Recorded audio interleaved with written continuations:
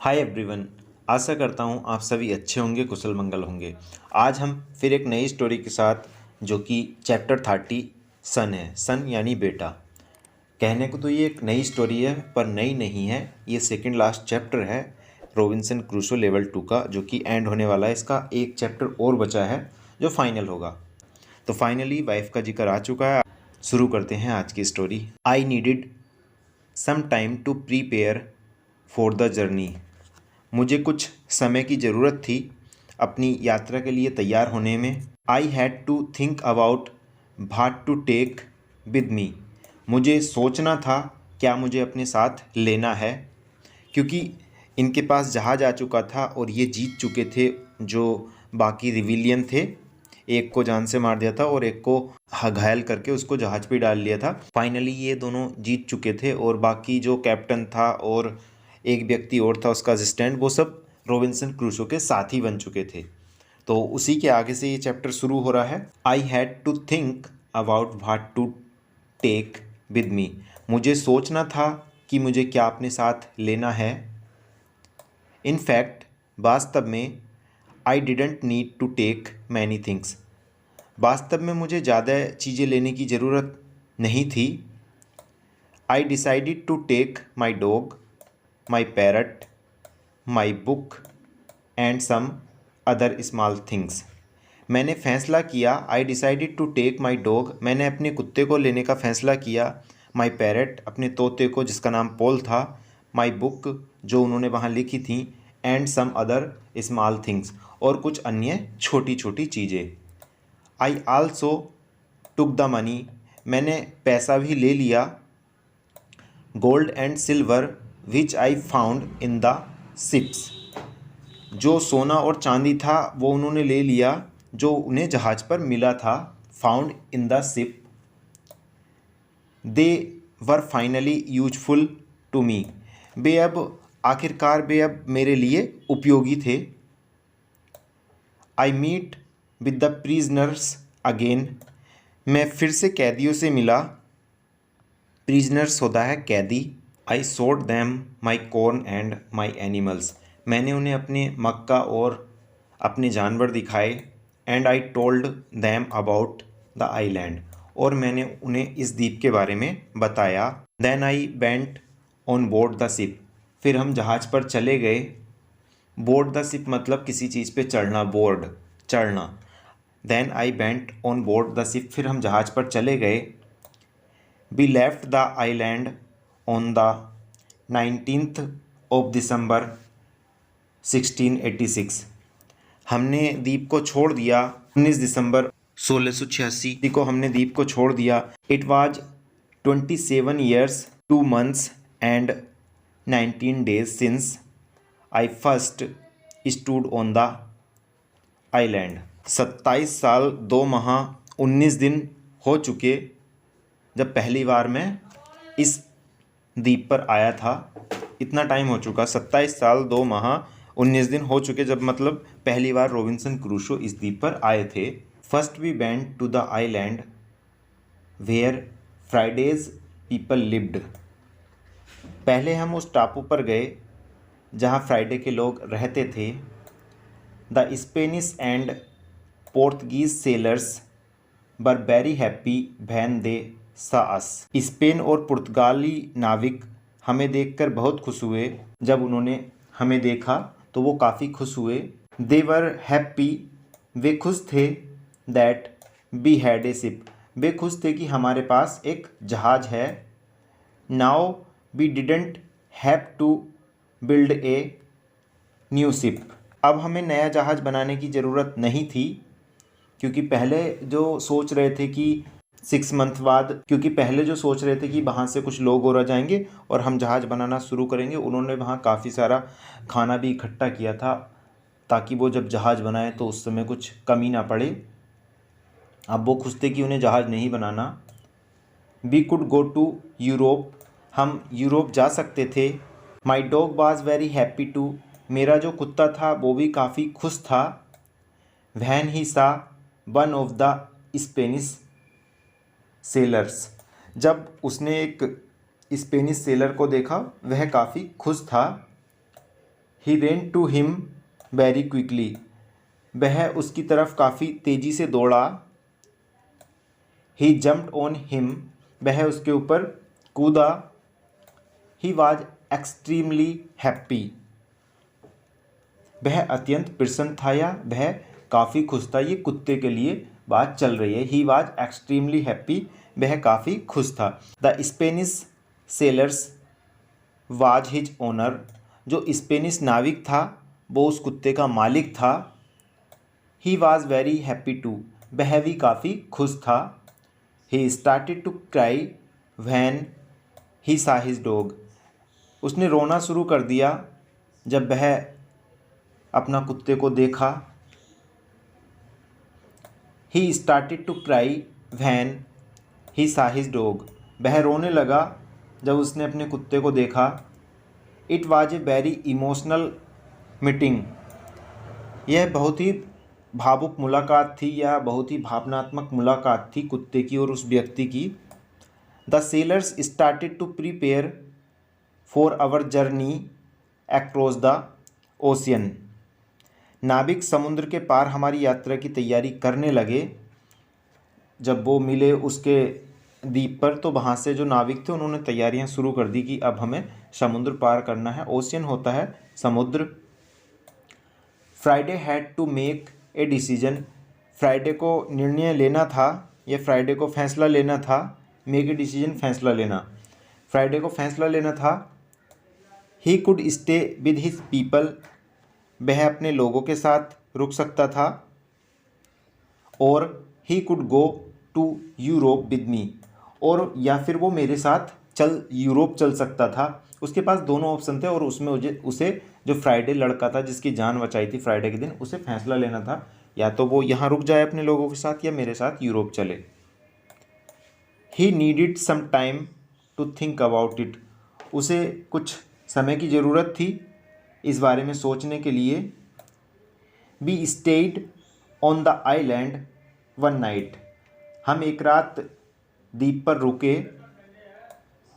In the morning, सुबह में, I asked Friday if he had a decision, सुबह में मैंने फ्राइडे से पूछा क्या उसने कोई डिसीजन लिया, निर्णय लिया। ही टोल्ड मी दैट, उसने मुझे बताया कि he wanted to go with me to Europe, उसने मुझे बताया कि वह मेरे साथ यूरोप जाना चाहता है। He prepared everything for the journey, उसने यात्रा के लिए सभी चीज़ें तैयार की। We were ready to go, हम जाने के लिए तैयार थे। वी स्टार्टेड आवर जर्नी, हमने अपनी यात्रा शुरू की। 2 months लेटर, 2 महीने बाद। After a safe journey across the ocean, समुद्र के पार एक सुरक्षित यात्रा के बाद। वी अराइव्ड टू लंदन, हम लंदन पहुंच गए। London was the capital of England, London England की राजधानी थी उस समय, जिस समय की बात चल रही है और अब भी है। For me it was after 35 years, मेरे लिए यह 35 साल बाद था। It looked like the whole world changed in that time, ऐसा लगता था कि उस समय में पूरी दुनिया बदल गई थी। London was a different city, London एक अलग शहर था। There were some new houses, वहाँ कुछ नए घर थे। स्ट्रीट्स, गलियाँ, रोड, सड़कें, shops, parks and big bridges across the river, वहाँ कुछ नए घर थे, गलियाँ थीं, सड़कें थीं, शॉप, दुकानें थीं, पार्क्स, कुछ उद्यान थे और बड़े बड़े ब्रिज थे। अक्रॉस द रिवर, नदियों के आर पार। जब कोई चीज़ एक स्थान से दूसरी स्थान तक पूरी होती है तो यहाँ आप देख सकते हैं अक्रॉस द रिवर। आपने नदी के ऊपर ब्रिज तो देखा होगा, ब्रिज अक्रॉस द रिवर, तो अक्रॉस वहाँ यूज होता है एक स्थान से दूसरे स्थान तक, अक्रॉस द रिवर, आर पार। बट इट वाजंट ऑल, लेकिन यह सब नहीं था। पीपल आल्सो चेंज्ड, लोग भी बदल चुके थे। दे हैड डिफरेंट क्लोथ्स, उनके पास अलग अलग कपड़े थे। Women had different hair style, महिलाओं के अलग अलग हेयर स्टाइल थे। Man had different hats and new types of guns, पुरुषों के पास अलग अलग टोपी, हैट्स होता है टोपी, पुरुषों के पास अलग अलग टोपी और नई तरह की बंदूकें थीं। People used new tools which I didn't see before, people used new tools, लोगों ने नए उपकरणों के उपयोग किए। विच आई डिडंट सी बिफोर, जो मैंने पहले कभी नहीं देखे। They had new names for these tools, इन उपकरणों के लिए उनके पास नए नाम थे। It was all very interesting, यह सब बहुत ही रोचक था। It was all very interesting, यह सब बहुत ही रोचक था। The style of music in the pubs was also different, जो पब होते हैं उनके अंदर जो संगीत की शैली थी वो अलग थी। स्टाइल मतलब शैली, जो संगीत शैली थी वो अलग थी। आई हर्ड न्यू सॉन्ग्स, मैंने नए संगीत सुने। I liked this new style, मैं इस जो नई वो शैली थी उसको मैं काफ़ी पसंद करता था। I liked this new style, मुझे यह नया अंदाज पसंद आया। जो नई तरह की शैली थी गाने की वो रॉबिन्सन क्रूसो को पसंद आई। I wanted to sing these new songs, मैं इन नए गानों को गाना चाहता था। From London I return to my town York, London से मैं अपने शहर यॉर्क लौटा। My parents were both died, मेरे माता पिता मर चुके थे। बोथ मतलब दोनों के लिए आता है, दो के लिए पेरेंट्स, इसमें एस लगा हुआ है, यहाँ प्लूरल हो गया है। माई पेरेंट्स वर बोथ डाइड, मेरे माता पिता मर चुके थे। आई फाउंड सम रिलेटिव्स, मुझे कुछ रिश्तेदार मिले। My sister, my uncle and my aunt were still alive, मेरी बहन, मेरे चाचा और मेरी चाची अभी तक जीवित थे। दे वर हैप्पी टू सी मी, वे मुझे देखकर खुश थे। But they thought that I was long dead, लेकिन उन्होंने सोचा था कि मैं काफ़ी पहले मर चुका हूँ। आई वाज लॉन्ग डेड, मैं काफ़ी पहले मर चुका हूँ। So I had no rights to family's money और लैंड, इसलिए मेरा कोई अधिकार नहीं था उनकी संपत्ति और भूमि पर। But I could stay and live in their house, लेकिन मैं उनके घर में रुक सकता था और रह सकता था। England was a big shock to Friday, England जो था वो फ्राइडे के लिए एक काफ़ी बड़ा शौक था, मतलब झटका था। Everything was so new for him, उसके लिए सब कुछ कितना नया था, क्योंकि वो एक नरभक्षी था, कैनिबल था और वो पहली बार किसी मानव बस्ती में आया था। ही सा सो many things for the first time in his life, उन्होंने अपने जीवन में पहली बार इतनी सारी चीज़ें देखी, बिल्डिंग, कार, क्लोथ्स, हर चीज़ उसके लिए नया था। It was all very interesting for him, यह सब उसके लिए काफ़ी दिलचस्प भी था। He liked this new experience, उसे यह नया अनुभव काफ़ी पसंद आया। What he didn't like was the cold weather in winter, जो उसे पसंद नहीं था वह कोल्ड वेदर था, मतलब सर्दी का मौसम था। इन विंटर, सर्दियों में। इट वाज फरवरी, यह फरवरी था। Snow, ice, freezing, weren't good for him, बर्फबारी और बर्फ़ का जमना वाजंट गुड फॉर हिम, उसके लिए अच्छा नहीं था। It wasn't local to him, यह उसके लिए तर्कसंगत नहीं था, यह उसके लिए स्थानीय नहीं था।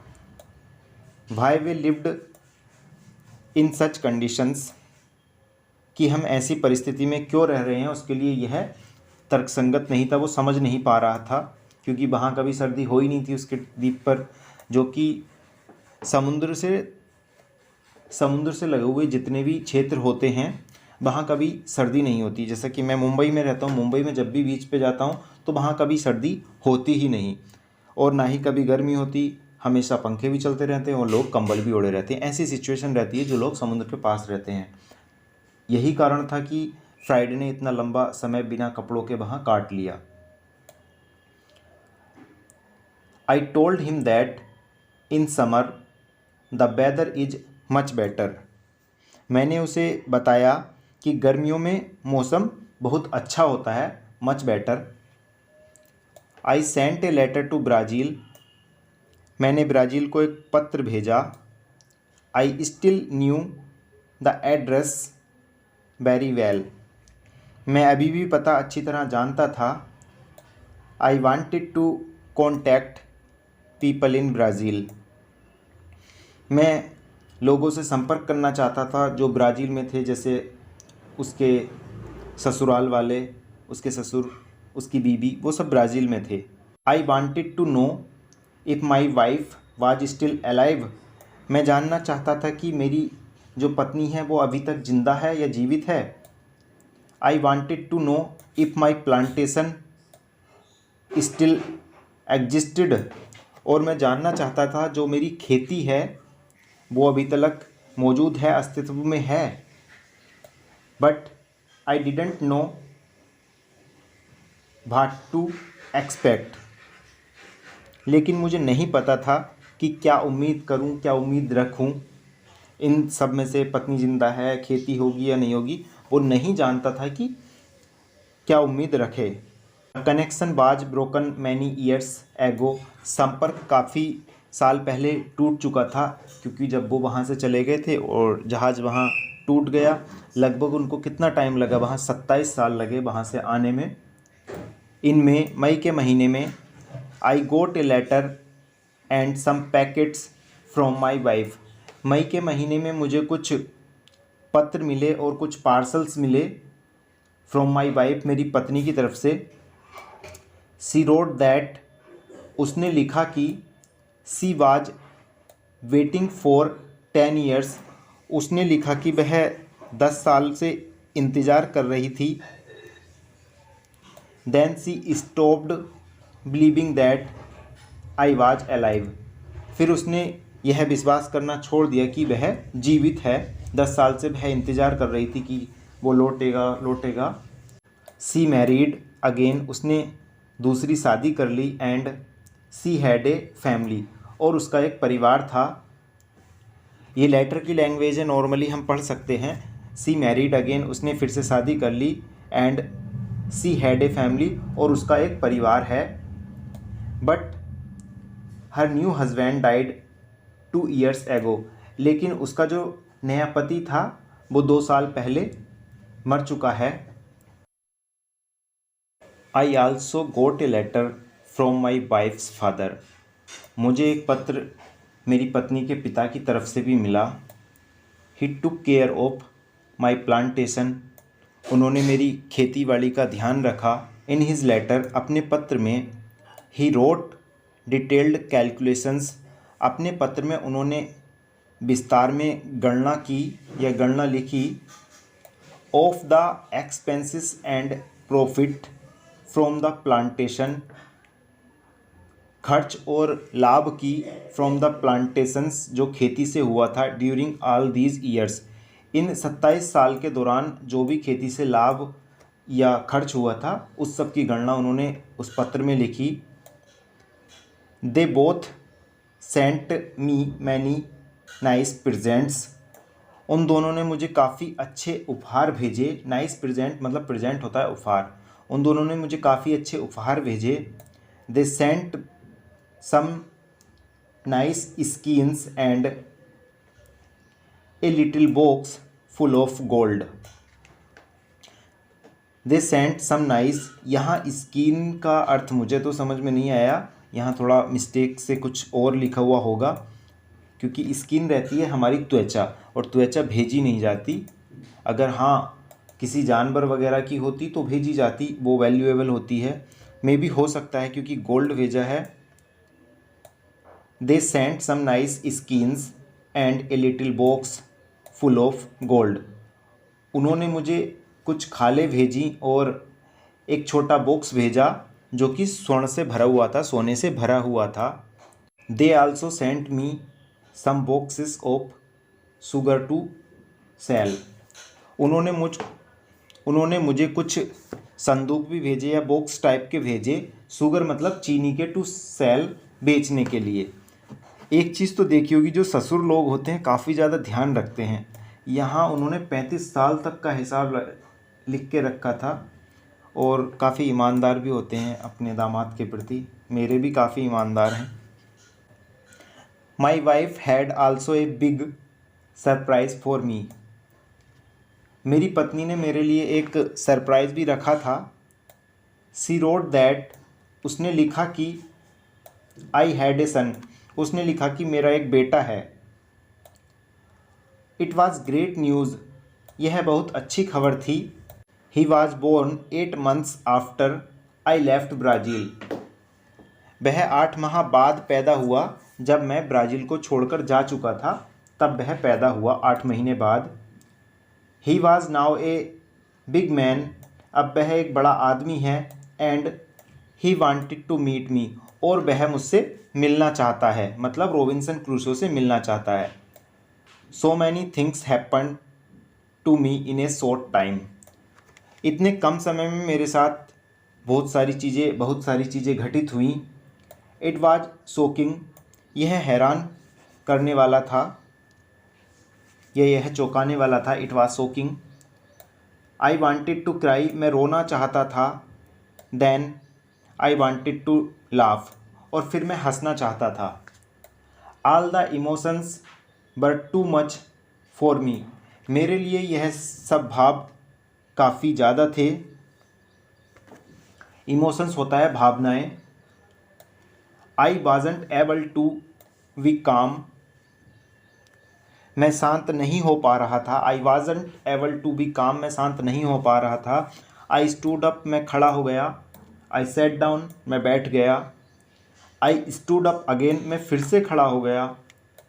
I walked around the room, मैं रूम में चला, इधर उधर चला। Walk around the room. I laughed, मैं हंसा। देन आई क्राइड अगेन, और फिर मैं रोया फिर से। ये उनकी कंडीशन थी जब उन्होंने सुना कि उनका एक बेटा भी है। इट वाज शॉकिंग, यह चौंकाने वाला था। व्हेन आई वाज काम ए लिटिल, जब मैं थोड़ा शांत हुआ। I started to think about what to do, तो सोचने लगा कि क्या किया जाए। मैं सोचने लगा कि क्या किया जाए जब मैं शांत था। सो ये थी हमारी आज की स्टोरी। आशा करता हूँ आपको ये स्टोरी अच्छी लगी होगी। इस स्टोरी का एक चैप्टर और है, अगर आपको ये अच्छी लगे तो प्लीज़ लाइक करना, और लास्ट चैप्टर कंप्लीट होने वाला है, अपने दोस्तों के साथ शेयर करना। मैंने इसमें काफ़ी सारी चीज़ें बताई हैं और डेली यूजेस सेंटेंस भी मैं लेके आया हूँ, ताकि आप एक फ्लुएंट वे में इंग्लिश को स्पीक कर सकें, बोल सकें, किसी से भी इंग्लिश में बात कर सकें। और आगे भी मैं कंटिन्यू लाता रहूँगा बहुत अच्छी अच्छी स्टोरी और डेली यूजेस सेंटेंस, और ग्रामर भी मैं अब आपको इसमें पढ़ाने वाला हूँ। यहाँ की मैं आपको फिल इन द ब्लैंक्स भी इसमें कराऊंगा। और आप मुझे कमेंट कर सकते हैं, जो आप पढ़ना चाहें आप मुझे कमेंट कर सकते हैं। Active, passive, time and tense, कुछ भी, वो सब मैं आपको पढ़ाऊंगा। अपना प्यार बनाए रहिए, keep watching and stay in touch, और कमेंट करते रहना। Thanks for watching this video. Have a nice day. आप सबका प्यार मुझे काफ़ी अच्छा लगा।